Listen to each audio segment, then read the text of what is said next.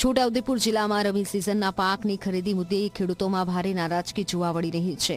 મકાઈ, જુવાર અને બાજરીનો પાક તૈયાર હોવા છતાં સરકાર તરફથી હજી સુધી ટેકાના ભાવે ખરીદી શરૂ કરવામાં નથી આવી।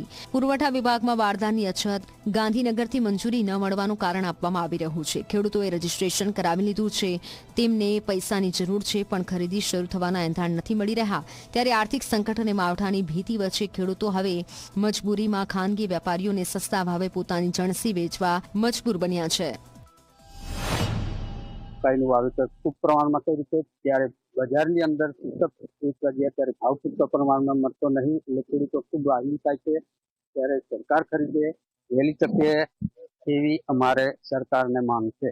તો સરકારશ્રીએ આ ટેકાનો ભાવ ચાલુ કરે તો બહુ સારું રહે ને મેન વસ્તુ છે, અમને તો એક માવઠાની સિઝન ચાલુ છે, એટલે માવઠું કઈ પડી ના જાય ને લોકોનો પાક બધું તૈયાર છે, પણ સરકારશ્રીની વાટ જોઈને બેઠા છે કે ક્યારે ટેકાનો ભાવ ચાલુ કરે। આપણે થોડુંક લેટ તો થશે, પણ તમામ ખેડૂતોને આવરી લેવામાં આવશે એવો પૂરેપૂરો પ્રયત્ન કરવામાં આવશે।